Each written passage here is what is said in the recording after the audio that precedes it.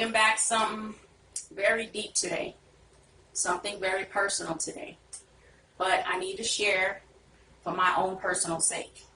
It's just time to talk about it. I'm going to talk to you about my granddaughter today. She turned 5 on August the 26th, 2019, and her name is Janiyah. Janiyah is, I can't even say is, because the whole purpose of the video is to talk about her in a way that brings tribute to who she is, because she is no longer with us. So I guess I shouldn't say is, I should say was. Janiyah was murdered last year on 9/11 of all days. It was 9/11. She was beaten to death.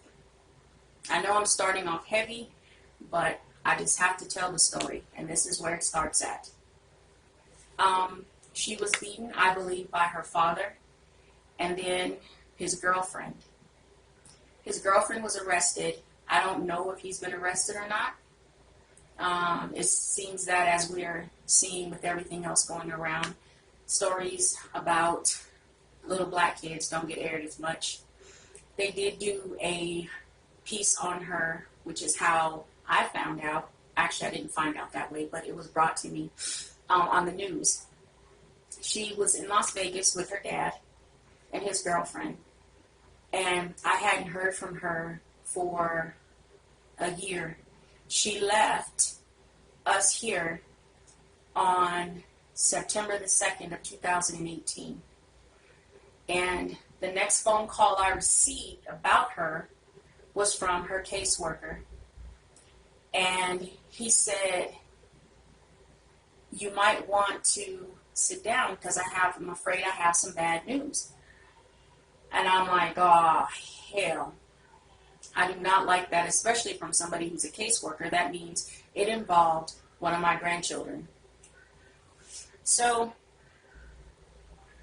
he said, "I'm afraid that Janiyah is dead." And he didn't say Janiyah at first. He got her name mixed up with her sister's name. So then I didn't know who he was talking about. And then at one point I was thinking, did you even call the right person? But he finally got it right, and he said she's dead. And at the moment he said that she was dead, there's that snap moment of surrealness. And then I just cried. And then I don't know. I kind of screamed, kind of cried, kind of, what are you talking about? Like, are you serious? Bella Savage came in the room. She's like, Mama, what's wrong? What's wrong? And I couldn't tell her yet because I was still trying to talk to the guy that had called me. And I'm like, wait, you have got to be kidding me. I had tunnel vision at that moment. If you guys have ever had tunnel vision, that moment where all you see is directly what's in front of you. And I said, what do you mean she's dead? What are you saying? He said, well, came out on the news where in the state that she's in that she is a homicide. I'm like, what do you mean it's a homicide? Like, it's bad enough that she had died, but then it's like triple bad because she was murdered. And the newspaper said that her father's girlfriend had beaten her. And she had a lacerated liver. She had several broken ribs. And she had a brain hemorrhage. Janiyah was 5 years old. And I mean, even before she died, she had just turned 5. So really, she was 4 years old. And some grown-ass person put their hands, feet, and God knows whatever else on her like that. What? And so when I finally talked to my daughter about it, we were trying to figure out, like, what exactly happened.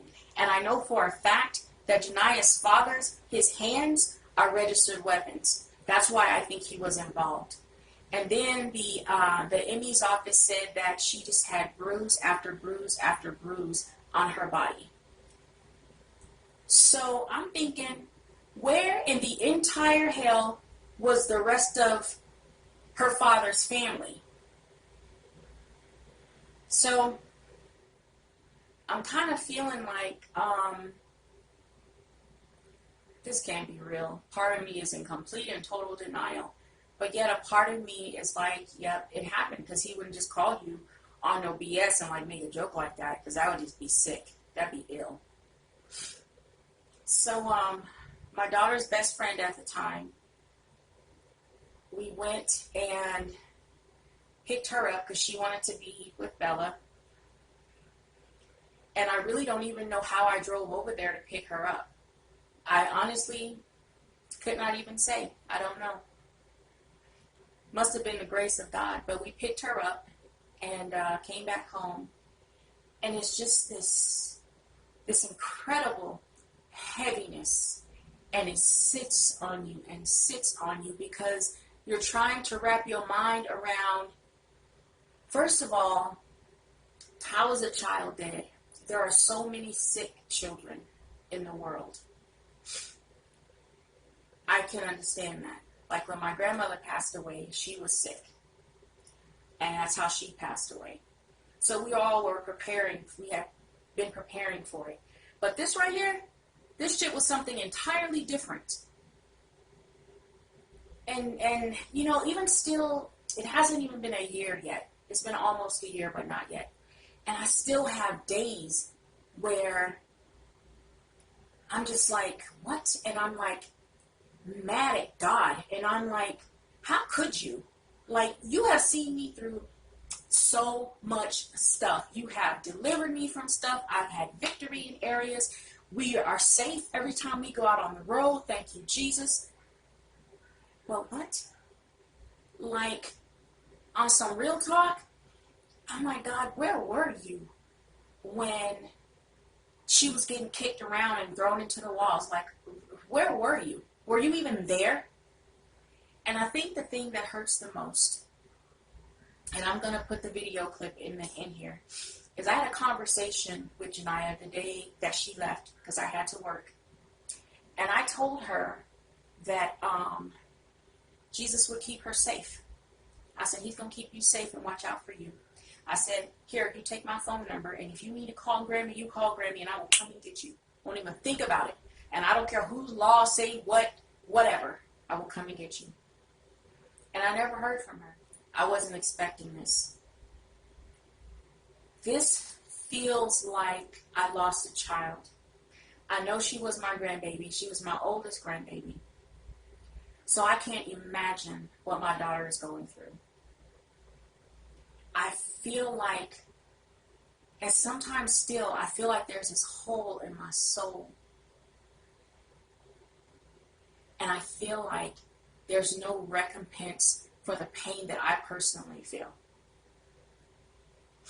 And I know so many people have lost so many children of their own children. Do you ever make peace with it? Does it ever get better? Do you ever have those moments where it don't hurt so much anymore? Like, I don't really know. I don't know. So we made arrangements to go to the funeral, to drive down to Las Vegas. And I felt like her father was giving me the runarounds because they changed the funeral date from this to that. And, but, you know, Jesus, he just handled it. He handled it with that. And we were there for the funeral. A child's funeral, I think, is the worst kind of funeral. The last child's funeral I went to was for a friend of my oldest daughter. She was hit and killed by a car. And that was like, my oldest daughter is 26. She was 5 or 6 at that time. So it's been like 20 years since that happened. And now I find myself being faced with going to another child's funeral, this time so much closer to home. And I'm not sure how I'm feeling because I know that I'm angry with Richard. It's like, okay, so if you didn't have nothing to do with it, where in the entire hell were you when she was being beat? You are her father. You live in the same house with her. You live in the same house with her. How are you not aware of what's going on with your child? That's only to say that he didn't have anything to do with it. I still, in my heart, believe he did have something to do with it. The day of the funeral, we went, my mom and I, my Bella Savage and her friend, because her friend went with us down to Vegas. And we went on behalf of my daughter, because she said, Mama, I don't trust myself. I said, you know what? I get it. I totally get it. She didn't trust her emotions in this situation. She didn't trust herself to keep her hands off of Janiyah's father. And I understood. I totally understood. So we got there, and I'm listening to this other side of Janiyah's family get up there and boo-hoo and talk about how they miss her and how she was all this and all that. Even the picture that they put up on the screen, it didn't even look like her. It looked like a whole nother little girl. And I'm just thinking, she been here for a year, and it's the best picture that y'all had of her? Okay, that's just aesthetics. I don't know if that's the right word. But anyway, that's just a picture. But they got up there and talked about how they miss her and how they had Christmas and all of this. And I'm thinking, but nobody noticed, okay? Nobody fucking noticed that she wasn't acting right. Because, see, I understand how an abused child acts. She could not have been acting right. And you didn't notice anything going on with her. Now, all of y'all, and nobody noticed nothing. That shit pissed me off. Because that still does not make sense to me. And it seems to attest to, maybe that's part of the problem with some of these kids. The parents ain't paying attention. The grandparents ain't paying attention. The aunties and uncles are not paying attention. Ain't nobody getting involved. And if nobody's getting involved, then these poor children are left to their own devices. That's the only thing I could come up with. They were looking at her, oh, she cute, she got pretty hair, she look like her daddy and all of that. But ain't nobody noticing bruise after bruise after bruise after bruise. When I finally talked to my daughter, again, she had talked to the ME's office. And she had gotten testimony, word about what happened inside of the extended stay is where they stayed at. My daughter said, Mama, if I had known that they didn't have their own place, I wouldn't even send her down there. But her dad led me to believe that they had their own spot, which is what I believed also. Lies, lies, lies, and more lies. So, but she said that the day that Janiyah died, she kept coming into the front room where the girlfriend was. And finally, my grandbaby went and laid down in the bathtub. She went in the bathroom and laid down in the bathtub. And the girlfriend, being dumb as hell as far as I'm concerned, talking about, well, I didn't know if I should call the cops. Da, da, da, da, da. What is you saying? You got a whole 4-year-old, 5-year-old laying in a bathtub. She had to have been bleeding from somewhere. And you don't know what to do? Like, what? So finally, the ambulance came. And she died, I don't know if she died at the hospital or on her way to the hospital. But she went on to be with Jesus. And I still have a hard time with that. And as I have talked to my therapist and read things and heard stories, you know, those shows where people who have died and came back, and how they talk about seeing the white lights and all that, some of them. Or people who talk about when they were in so much pain they didn't feel it. Like they just got stabbed and didn't feel it. You know, I watch those kind of shows. I'm like into that. Not in a weird way, but in a kind of an educational way, I guess, because it helped to bring to light to me that even though God did not deliver her from her circumstances the way I would have liked him to deliver her, I have to believe that he gave her peace when she was dying. He gave her peace. That's hard. That's so hard. That's hard to wrap my spirit around. But I know that he is a God of peace.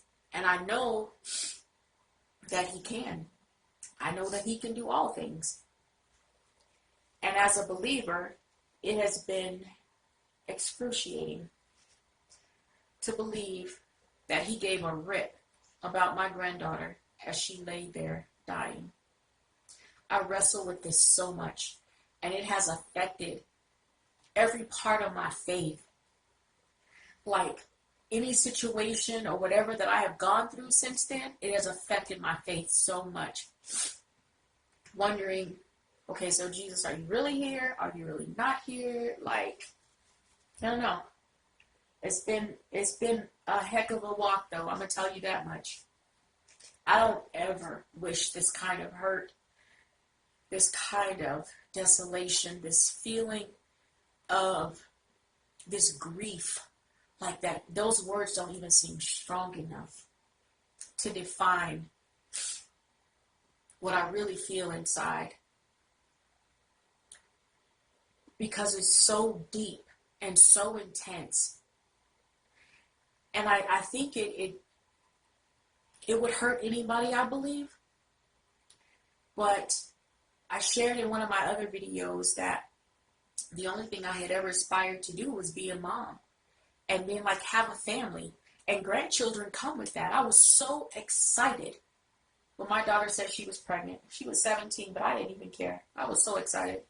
That sounds crazy, but she had already made her life decisions. And I was excited. Because the thought of being able to love another human being besides my own children, I don't know, there's something God about it. And he's in it. But this kind of hurt, I don't wish this on nobody. My closest, dearest friend, she can relate to how I'm feeling. And it was so nice to be able to vent and rant and cry and all of that with her. So, girl, you know who you are. Thank you very much for that. I don't know where things are with the case. I haven't had the courage to look and search and find out, because every time her picture pops up on 9 News in Las Vegas, I just lose it all over again like it just happened. So I haven't had the courage to look and see. And 9 News contacted me. They wanted to do a story. And like I wanted to, but then I couldn't. I wanted to, and then I ended up not doing it. And so then I felt bad because I didn't do it. But oh my gosh, there was so many emotions going on at the time. And I know they were trying to get their story, do their coverage, whatever. But I'm going to do it this way right now. I couldn't do it then. My Janiyah, she was so cool. She loved being in front of the camera, you know, she did little poses and her little this and that. I believe she was happy. I do. I believe she was happy. Unfortunately, I wasn't in her life her entire life. I was with her for maybe the last 2 years of her life, and off and on in between there, just some family dynamics and stuff. But she was funny. And I'm going to insert pictures throughout this video. She was funny. She really was. Her mom had a phone that was like a play phone, you know, didn't have service. And she found out how to work the camera and work the video. And if you weren't careful, Honey, she would be recording you. You'd be on a private call with somebody, and she'd be all up right there, zooming in and whatever with the screen, and all up in your business. So you had to watch her with that. And blaming her sister for little sister who was not even 2 yet, blaming her for stuff. And gosh, she was so funny. And she was so smart. These kids nowadays, some of them, I don't know what they be putting in the food. Or, I don't know what it is, but she was smart. And you couldn't hardly get anything by on her. And she would have a very intelligent conversation with you, even at 3 and 4 years old. And she was so beautiful. Had a head full of gorgeous, natural black hair. Oh my gosh, her hair was so pretty, but it was so much. And it was something to comb. But man, and I miss her smile, and I miss the way that she hugged me and called me Grammy. And be like, Grammy, can we eat? Grammy always trying to eat something, but then very particular about what she would and would not eat. That girl, she is something else. I think she takes after me like that. Little things like if her nose is running, she'd be like, Grammy, nose running. Girl, if you don't go your butt in the bathroom and go get some tissue and clean your nose. Or she uses the hand soap to wash her hands, presses the thing, and have like a circle this big of soap in her little teeny tiny hands. I'm like, oh my gosh. But she loved her siblings. Loved her siblings so much. They were just like everything. She was always looking out for her little sister. Always. Come on, Maya. All the time. And this world, actually, I'll get to what I was going to say. But I have very mixed feelings about the new babies that are born into the world that we live in now. And I'm thankful as a mom that I had my babies younger and that they're all grown now. But even in spite of that, this world missed out on an amazing, beautiful, compassionate, loving young lady. Y'all will never get to know her because somebody couldn't keep their hands off of her.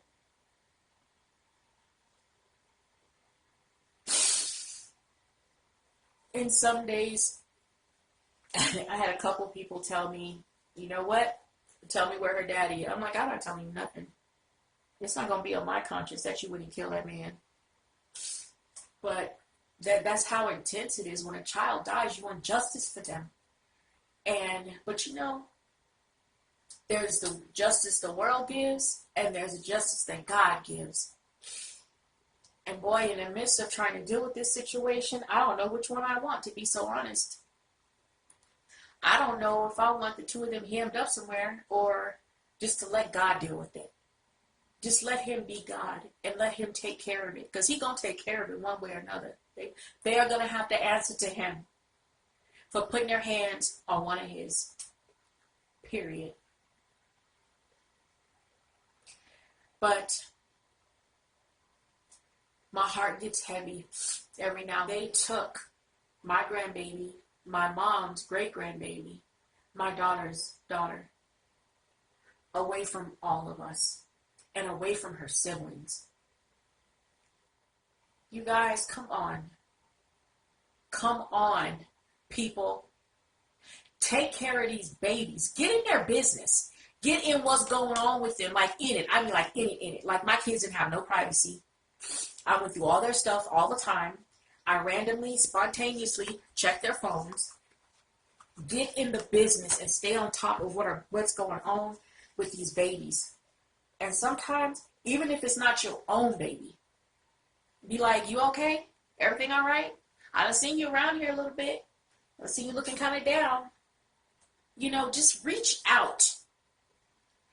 Quit being so self-centered and, oh, it's just about me and mine. It's about me and mine. And that's okay. Because God knows I'd go to bat for me and mine. Hands down. But it can't just be about me and mine, because some people don't have a me and mines. Some of these kids just have a them. From the little ones to the teenagers. They just have them. That's it. For whatever their reasons are.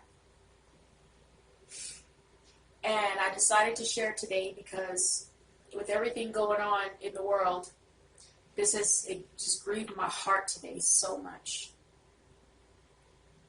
There's this song by John P. Keith called Save the Children. Old song. And I'm going to link it in this video. So you guys, if you want to listen to it, you can. And it's kind of deep. It really is. You stop and think about it. I don't know what else to say except that a part of me is angry.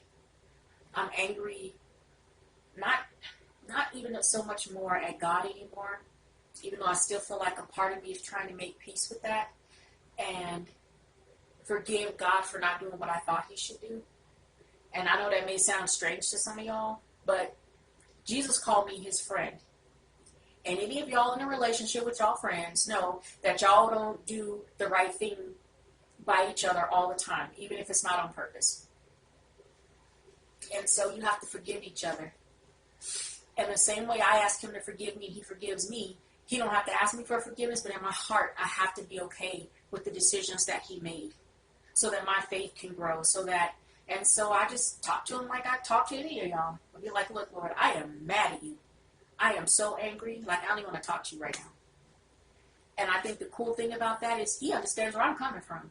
I can't speak for the rest of y'all in our relationship with him, but I have one and I understand what it is. But I'm angry because we have the audacity to think that it's okay to be abusive, to bully, to patronize, just to be downright mean and vicious to anybody, let alone these little kids. Come on, you guys. They don't deserve that. They don't deserve it. So, I don't know what else to say, but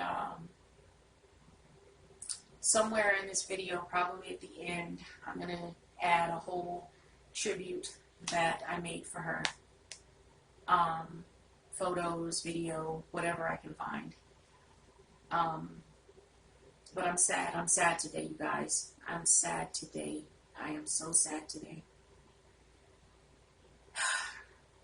Because I miss them little arms. All of that. But I just wanted to share my heart with you guys. And I'm sure some of you can relate. Some of you cannot. And, you know, I know this was deep. I know it was heavy. Life is deep and heavy. What you gonna do? Everything ain't light. Everything ain't peaches and cream. And everything is not smiles. But I had to do this for me.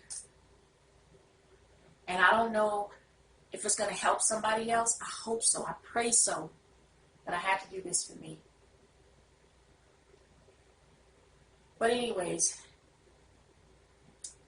if this blessed you in some way, if it helps you to heal from something that's hurting you, if it helps you to be more real about your relationship with Jesus, if it helps you to know that it's okay to be angry with God because he gets it, he can handle it, he's big. If it helps you to love just that much more, if it helps you to be aware of what's going on with your kids, if it helps you to listen to your gut, because that was one thing my daughter said. She said, my gut kept telling me. Boy, have we all done that. I got a whole nother story about my gut. If it helps you to do any of those things and then some, then I'm glad I posted it. I'm glad I shared my heaviness with you. Not so that you too could be heavy, but so that you could check yourself maybe, or deal with some things you have to deal with. It's okay. It's okay. And I know that I'm going to be okay. I know that my family is going to be okay. So maybe you guys pray for us. especially for my daughter. And yeah, leave me a comment. Let me know what you thought. Not necessarily about the video, but just about the whole situation. But her name was Janiyah, and she was so beautiful. Like my video if you like it. Don't like it if you don't like it. I don't care. I didn't share it to get likes and all of that. I shared it because it was on my heart to do. But do subscribe to my channel. And leave me a comment, a heart, a kissy face, a whatever. And please pray for my family, because I'm praying for y'all. And God bless you guys, and God keep you guys. And I'm sorry, you guys, you don't get an authenticity as boss today, because it's just not. It still is, but it's, I don't know, I'm missing that punch with it. Anyhow, keep your head up, and God bless you guys.